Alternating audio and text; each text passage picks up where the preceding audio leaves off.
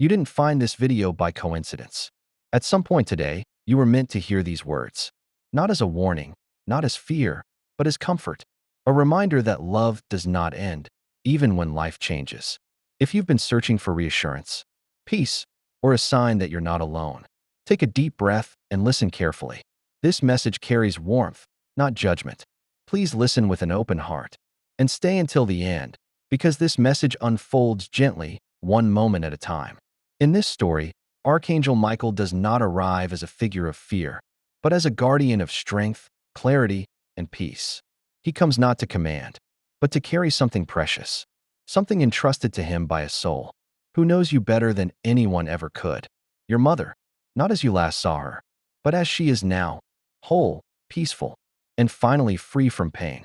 Michael stands at the threshold between worlds, where sorrow no longer weighs heavy and love does not fade with time. He carries no judgment, only understanding. And before any words are spoken, there is something you feel first. A warmth, a sudden calm, the kind that wraps around your chest and loosens the ache you've carried for longer than you care to admit. That is how you know this message is not meant to frighten you. It is meant to hold you. Your mother asked for this moment because she has seen you struggle, not just with grief, but with doubt, with the quiet questions you never say out loud. She has seen the way you try to stay strong for everyone else while your own heart feels tired. She has seen the nights you replay old conversations, wondering if you did enough, if you said enough, if she truly knew how deeply she was loved. And this is where her message begins, not with regret, but with reassurance. She wants you to know that she never doubted your love, not for a single moment. Every act of care, every small sacrifice, every unspoken worry. You think those things went unnoticed, but they didn't. She felt them in ways words could never explain. Even when you thought you were failing, even when life pulled you in different directions, she understood. She always understood. Michael's voice is steady as he speaks for her, carrying the strength she wants you to borrow now. He tells you that the guilt you've been holding on to does not belong to you anymore. It never truly did. You were human, doing the best you could with what you knew at the time. And that was enough. More than enough. Your mother does not want to be remembered through pain. She wants to be remembered through love, through laughter, through the ordinary moments that once seemed small, but now shine brighter than the biggest events. She wants you to remember how she looked at you, not with expectation, but with pride, a pride that did not depend on your achievements, your failures, or the path you chose, just on the fact that you were you. Michael pauses here because this is often where emotions rise. He knows the tears that come when you realize how long you've been carrying burdens that were never meant to be yours. He knows that part of you still listens for her voice in a crowd, still reaches for the phone during moments of uncertainty. And he wants you to know that this longing is not weakness. It is love continuing its journey. Your mother asked him to tell you something important, something she could not fully express while she was still here. She wants you to live without shrinking yourself because of loss. She does not want you to stop dreaming, loving, or hoping just because she is no longer physically present. If anything, she wants you to live more fully now, not as a way of leaving her behind, but as a way of carrying her forward. She has seen the crossroads you are standing at now, the decisions that feel heavy, the fear of choosing wrong. She knows how unsure you've been, how often you've asked for a sign without knowing what that sign should look like. This message is not telling you exactly what to do, but it is reminding you that you are not alone in doing it. Michael explains that strength does not always feel like confidence. Sometimes it feels like exhaustion mixed with determination. Sometimes it feels like showing up even when your heart feels bruised. Your mother recognizes that strength in you, even when you cannot see it yourself. She always has. There is something else she wants you to release. The belief that you must suffer to honor her memory. She does not want your life to be a shrine of sadness. She wants it to be a continuation of everything she hoped for you. Joy does not erase love. Happiness does not mean forgetting. Healing does not mean letting go of her. It means letting her love do what it was always meant to do. Protect you, guide you, and help you grow. Michael's presence grows gentler here, almost like a hand resting on your shoulder. He reminds you that grief changes shape over time. It softens, it sharpens, it surprises you when you least expect it. But it does not define your future unless you allow it to. Your mother believes in the life ahead of you, just as much as she cherished the life She shared with you. She knows there are days when the world feels unfair, days when you look at others and wonder why they still have what you lost. She knows the anger that sometimes hides beneath the sadness, and she wants you to forgive yourself for feeling all of it. None of it makes you ungrateful. None of it makes you weak. It makes you human. This is only the beginning of her message. There are things she wants to remind you of about your purpose, your resilience, and the quiet protection that still surrounds you even now. But before she says more, she wants you to breathe, to sit with the truth that love does not end where life does. It simply changes the way it reaches you. And as Michael prepares to continue, one final feeling settles in, a sense that this moment was not random, that somehow, at exactly the time you needed comfort the most, this message found its way to you. As the message continues, Archangel Michael does not rush. He understands that what comes next must settle gently, because these are the words meant to guide you forward, not pull you backward into sorrow. The silence that follows part one is not empty. It is full, full of recognition, full of emotion, full of a quiet truth beginning to take root inside you. And it is in this space that your mother asks Michael to speak again. She wants you to know that she sees your life exactly as it is now, not as a single moment frozen in time, but as a living, unfolding story. She sees the responsibilities you carry, the expectations placed upon you, and the pressure you put on yourself to be strong even when you feel fragile. She knows how often you wonder if you are on the right path, if the choices you've made are truly your own, or if you've simply been surviving rather than living. Michael tells you that your mother understands those moments, when you feel stuck between who you were and who you are becoming. She remembers the dreams you once spoke about openly, before life taught you to be cautious. She remembers the light in your eyes when you believed things would work out easily. And she wants you to know that light did not disappear. It only learned how to hide during difficult seasons. Your mother asked Michael to remind you of something essential. You were never meant to live small. Not emotionally, not spiritually, not in the way you love or express yourself. She sees how often you silence your own needs to keep peace, how often you postpone joy because you feel it can wait. She wishes you could see yourself the way she does, with compassion instead of criticism, with patience instead of judgment. There have been moments when you felt protected without knowing why. Times when something didn't go wrong, even though it easily could have. Moments when a delay saved you from harm, or when a sudden thought changed your direction.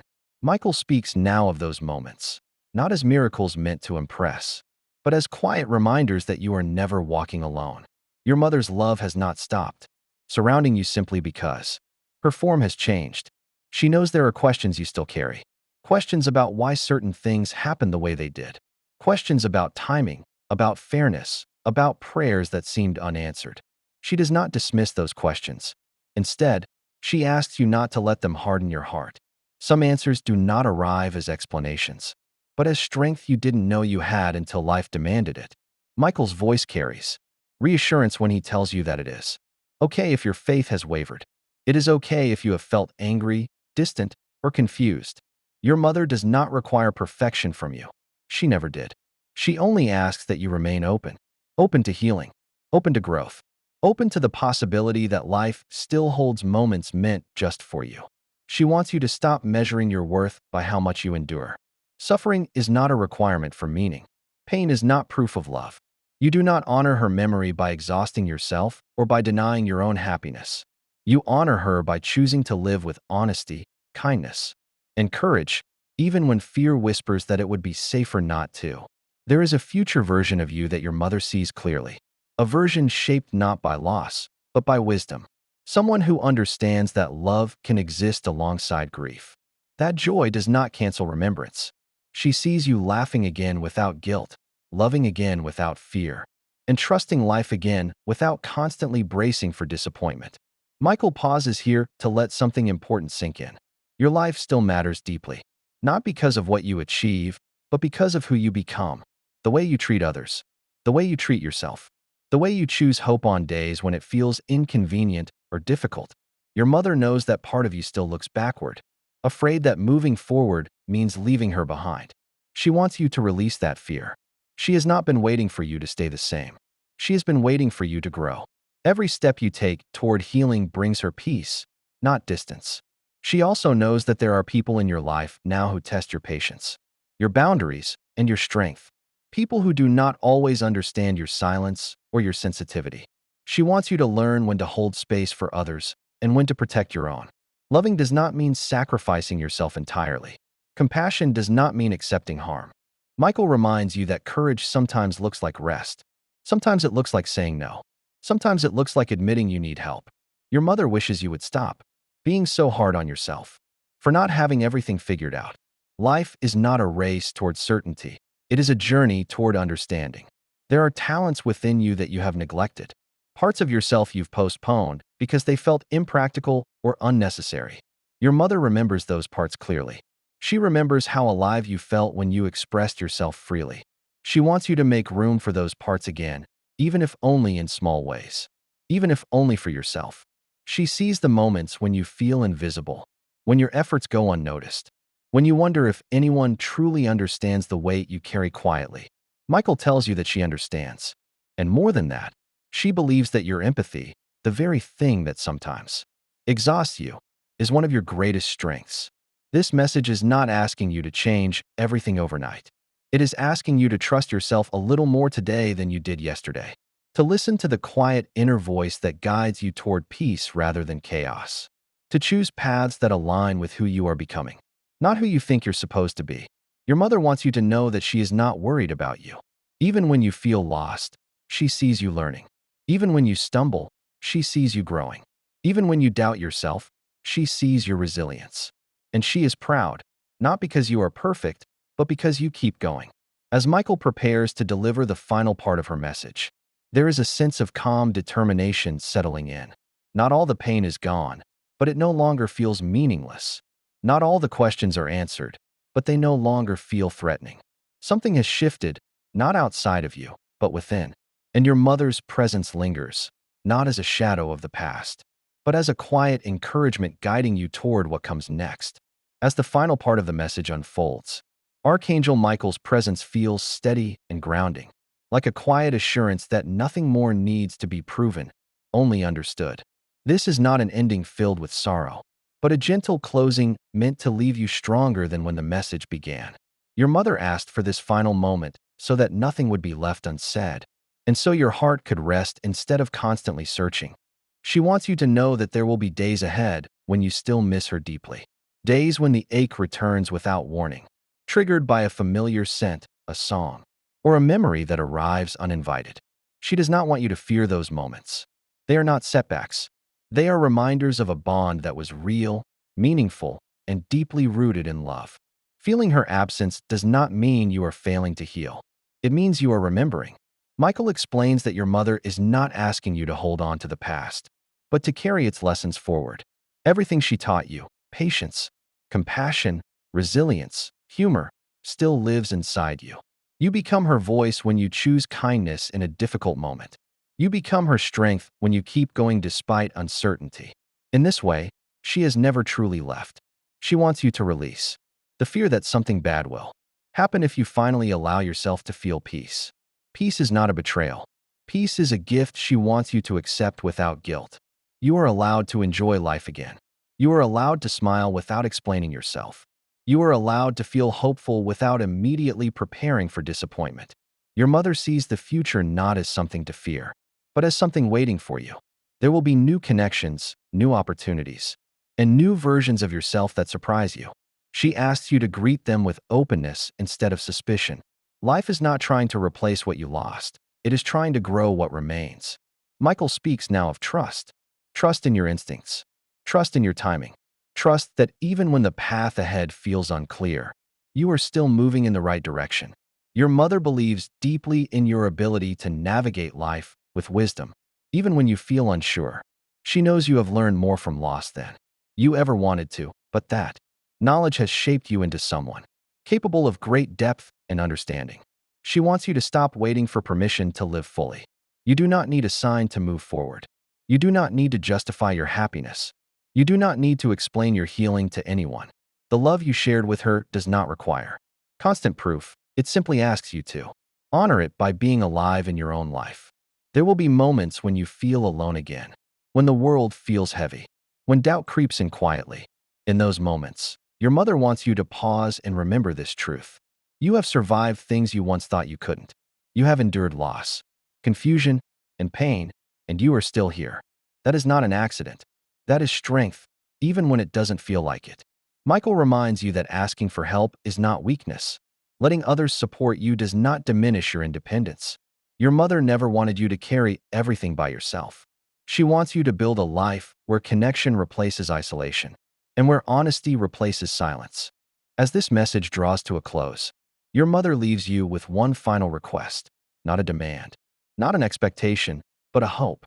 She hopes you will speak to yourself more gently, that you will forgive yourself more quickly, that you will treat your own heart with the same care you so freely offer others. She does not want to be remembered as a source of sadness. She wants to be remembered as a source of love that continues to guide you. When you choose courage over fear, she is there. When you choose kindness over anger, she is there. When you choose life over withdrawal, she is there. Michael's presence begins to fade, not because the connection is broken, but because the message has been delivered. Nothing more needs to be said.